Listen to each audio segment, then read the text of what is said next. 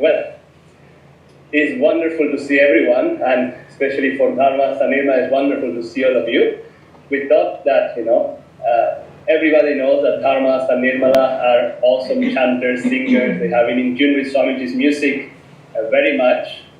And many of you who enjoy our chanting, at least me personally, I learned physically as well as through magnetism from their chanting, actually.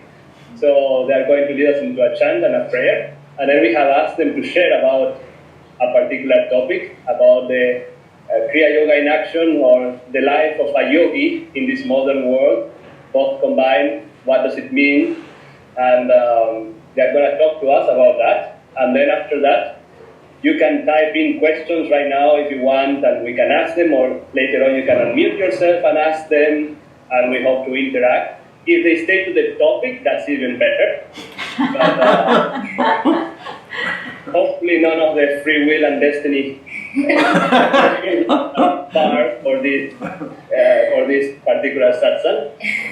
But yes, so we will ask you to please lead us into a chant and a prayer, and then start. Wonderful. Thank you all. It's such a joy to see you and to be together, even in this sort of odd way, but it's a beautiful way. We're learning to relate to it.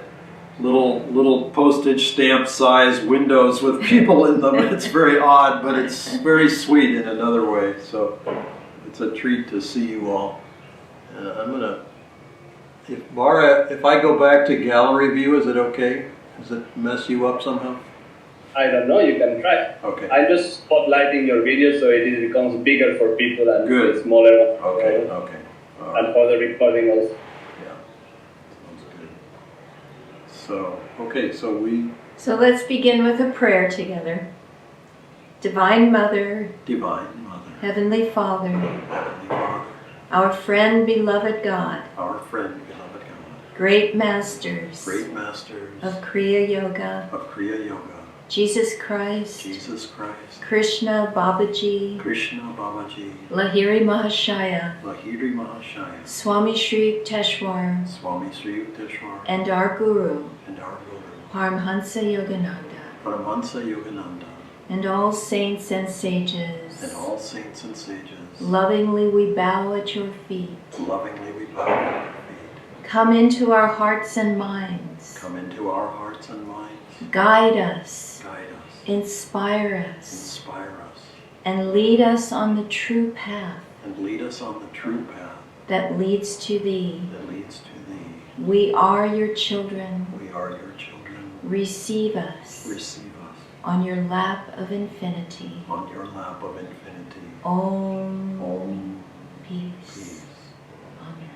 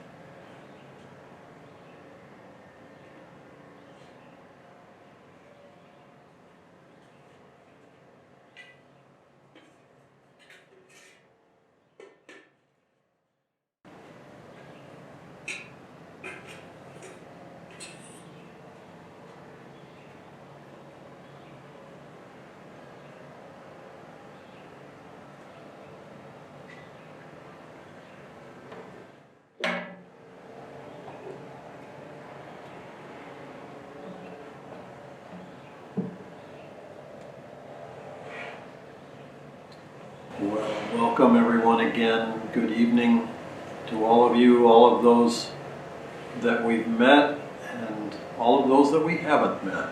It's just a joy to be able to share this time together. And happy to meet you in this way. And happy to meet you in this way. Even those we can't see. Neelam, all we see is your name, but we're waving at you. So. I was thinking at the end of the chant that it's always good to put space around the energy. In other words, we never fill up our whole meditation time with Hong Sa or with Om technique or with Kriya and then boom, leap up out of the chair to answer the phone or go off to our job or deal with whatever it is that's happening in our lives. We always want space around it because there's more to the process than the work itself. You know, that would be like filling up our whole lives with just a job and trying to do 168 hours a week of just working. We can't do that. And we can't assimilate it if we don't put a little room around it. And that's the same thing with a chant. We finish the chant, we don't want to just immediately start meditating or whatever. We want the chant to also have its moment to sort of percolate, to kind of work its way into our DNA, to kind of work its way through our consciousness and provide the deepest benefit. So the inward part of the chant is in many ways just as important as singing the chant or, you know, any other kind of sharing, any other kind of experience of the chant that we would have. So that's just something that struck me because you all may have wondered if we were going to start meditating right then or if we just forgot to talk or didn't know what to do or whatever. But it's just important to have that little moment afterwards. And it's a beautiful way to lead into a meditation, to kind of let the stillness of the chanting. Nirmala, why don't you tell them the description of a chant that you gave Swami or you suggested and he agreed with you at the end of it. Oh, well, this was many years ago. I was working for Swami and I helped him do a lot of music programs and chanting at Crystal Hermitage outside in the summertime. They were just blissful programs. And I had this visualization of what a chant is like energetically come to me, and I was talking with Swami, just the two of us, and I started to share this image, and I thought, oh no, he's going to make fun of me. He's going to think this is crazy. But so what I said was, the chant puts up like a crystalline matrix. It's like this energetic, fragile, crystalline structure created by the music. And if you jump up, or if somebody sneezes, or there's some disruption.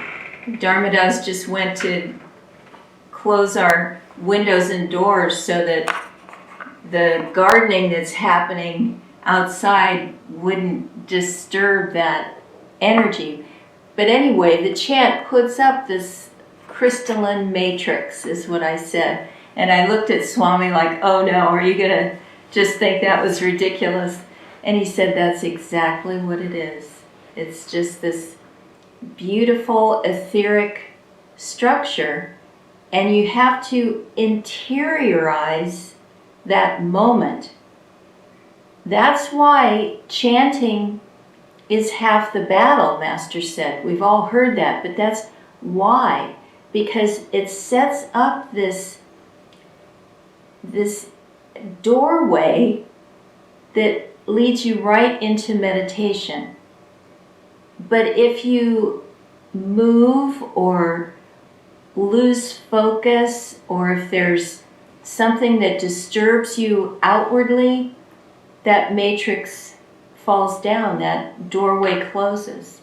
So it's very important to take that moment and just use it to slip into meditation. That's what chanting is for. It's specifically designed to help us go into meditation. And it's also specifically designed to change our lives. And you know that our topic, as much as we ever have a topic, is how to live our Kriya, how to live our meditation, because it's all very well to sit and meditate, and then if we get up and yell at the children or kick the dog, or get upset with the driver, the employee, whoever it might be, the maid who cleans the floor, we have not perfected our meditation, is one way to understand it. But another way to understand it is that meditation is really all the time. It's just that some of it is sitting. I have a cup. I'm going to go and get it here. I gave it to him for Christmas a few years ago. It's a great cup. I gave one of these to my dad, actually, and it brought him to tears. Usually cups are sort of cute and goofy, but this is actually quite deep.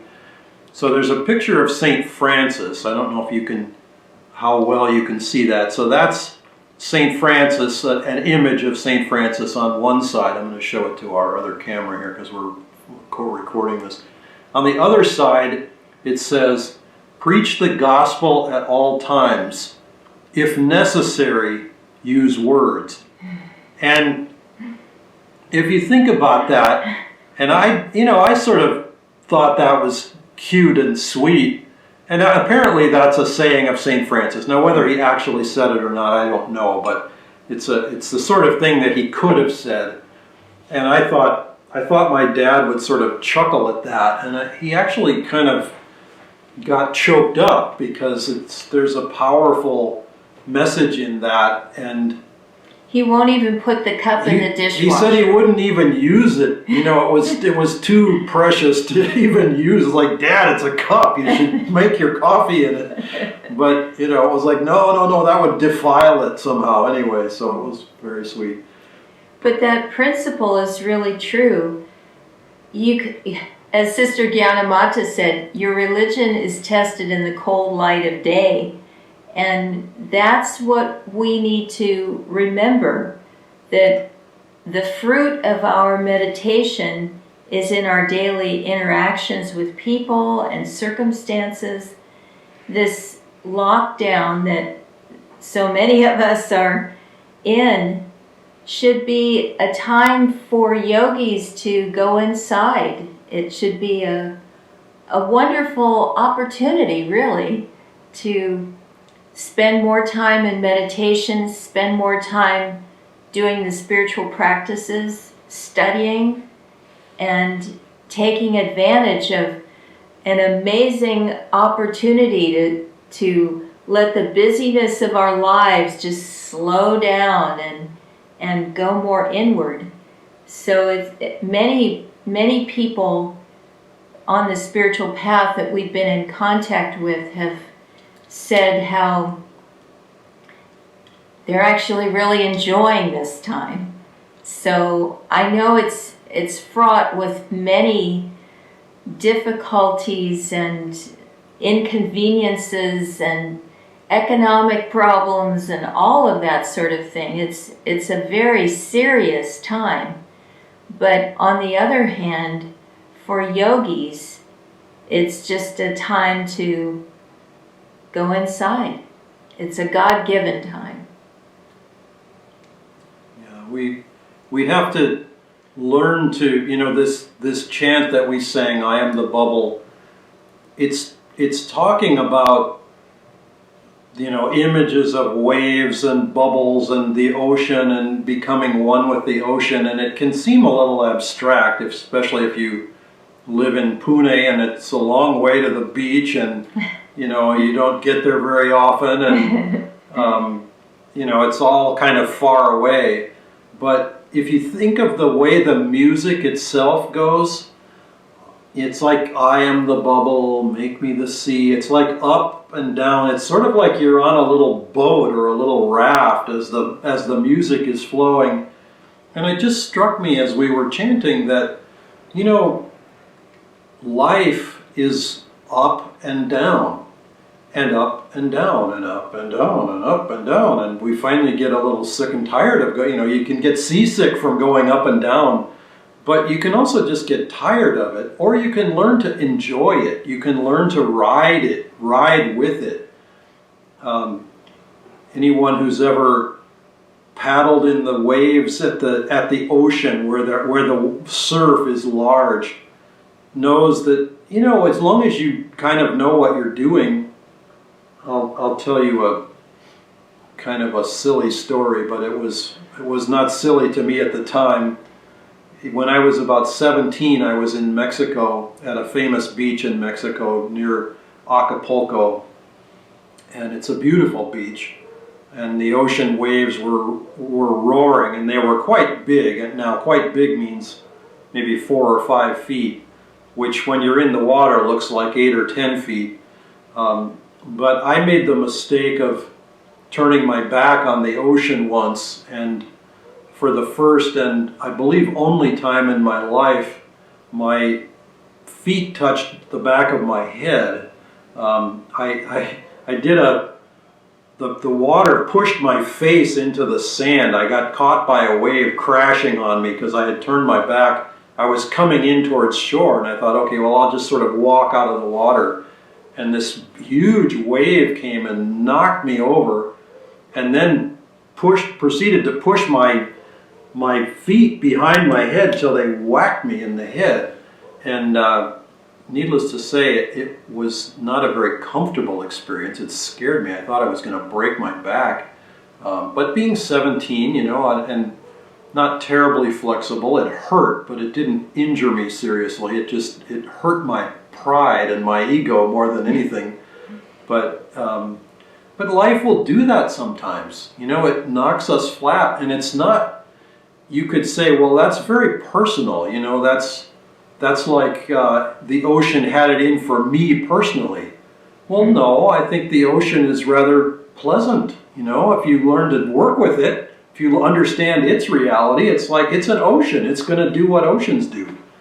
But if you don't, you could say, well, it affected me, but as soon as I tuned into, hey, don't turn your back on the ocean, or at least know what you're doing if you turn your back on the ocean. Know that something could go wrong.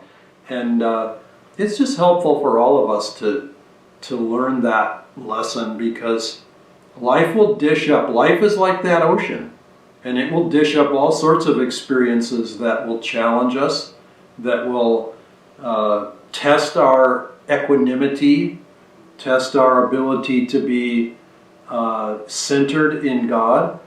And ultimately we have to realize that it's a dream, and learn to dream the dream well, but not be, I'll tell you another sort of silly story. We've been doing so many videos and so much online streaming that I dreamed that my dream was on live on camera, and it was a lousy dream, and it was like, oh no, this is being streamed, and then I woke up thinking, oh no, it's not, okay, it's okay. Anyway, Bara has been involved in helping us with creating a virtual kirtan for the Spiritual Renewal Week program that's happening at Ananda Village starting in a couple of days. And we did a tremendous amount of recording. Shamini and Bara both did a couple of chants for this kirtan, and they recorded tracks in India, sent them to us in America.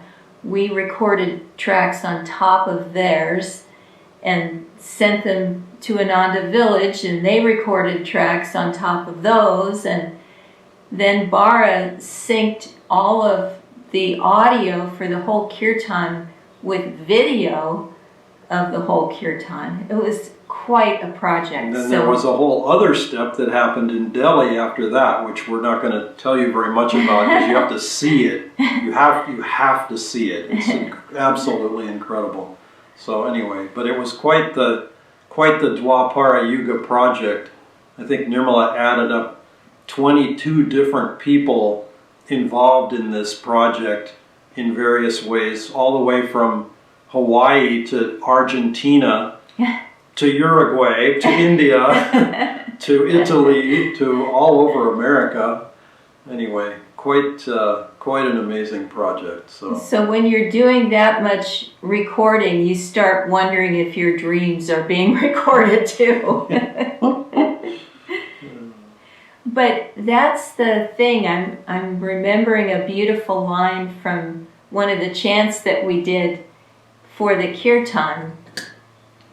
Nalini Dalagata Jalamati Taralam Tadvad Jivanam Atishaya Chapalam.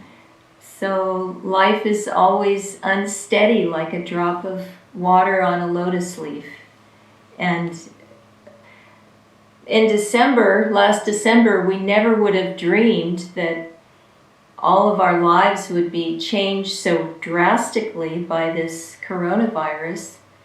But that's what life is like. It's always uncertain and unsteady, like that drop of water. So we have to, as Yogananda said, remain unshaken amidst the crash of breaking worlds. And that can be outside in outer circumstances, or it can be inside in inner circumstances. But we have to find that strength through Kriya Yoga and our other meditation practices. We have to find that within ourselves and make the best of it.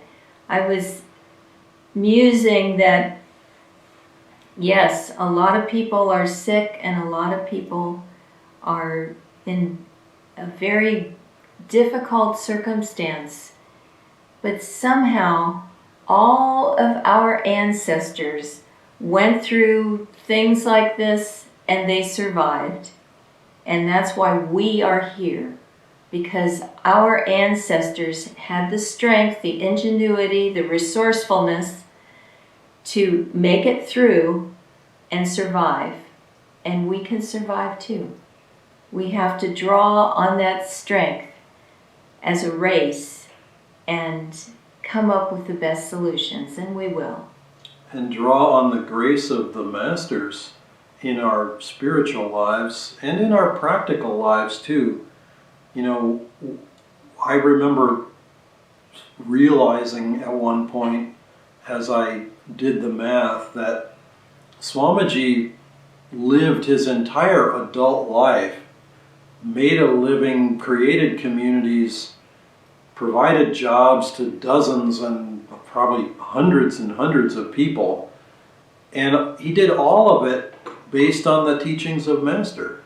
And it wasn't like he created a shoe manufacturing business or a toothpaste manufacturing business or something. I mean, he did it literally out of the teachings, you know, literally sharing the teachings. And it's not that all of, I mean, and there's nothing wrong with creating a shoe business or a toothpaste business. There's perfect, you know, not to cast any aspersions on those businesses, but just to say he was able to be creative and dynamic literally just out of Master's teachings and develop all of that. And we're all sharing this time together because of that. And so we all can learn from that example and find ways to be creative. in these days and months, really now it's 3.5 months for us that we've been pretty much in quarantine. We make our trip over to the mandir once a week to do the satsang, and a few times in the last few weeks we've gone there for recording sessions for this kirtan that we're talking about, and for our talks for Spiritual Renewal Week that we also recorded in advance. But otherwise, we have just been here, and my goodness, it's been an amazingly creative time. You know, I've been learning sound editing. I've been learning video editing. Not that I consider myself all that good at either of them, but I've had to learn them because, you know, we couldn't easily, you know, if you record a video in the morning and you want it released in the afternoon, it's not like you can wait around and send it to somebody and wait 2 days for them to give it back. I mean, it's like you have to do it right now. And we've been recording a video pretty much every day. Yeah, if you're curious, you can, in fact, if you want to see a little bit of the kirtan that we're talking about, you can go on if you go on YouTube and type in Ananda Sacramento in the search window in YouTube, you'll go to our channel. We have a little channel on YouTube, and there's several hundred videos there, but the one for yesterday is one single chant from the kirtan, and with all the graphics and everything, and it's quite fun. We are not in that particular video, but all the other ones we pretty much are. So yeah, it's been quite a creative time, and not that everyone's going to be recording videos or doing Zoom conferences all the time, but every one of us can find something creative to do, to learn, to grow into. Nirmala planted a garden just outside of our window. There had been 2 enormous bushes just 3 meters away from where we're sitting is a big window, and that window was blocked by these enormous bushes, and they were blocking the light, they were blocking the view, they were blocking the energy completely. And they were old and they didn't flower, and yeah, they were sort of getting to they needed to move on. They needed to move to a new incarnation. But anyway, now that space is a beautiful garden, and there's a big zucchini out there that needs to be picked this morning, or it's going to come in and chase us around the house. And there's chard and peppermint and arugula, rocket leaves, all kinds of fun things out there. Potatoes, aloo. Anyway, so I see that there are like 10 or something chat messages here, and I haven't looked at any of them, but if there are questions, we could try answering them. And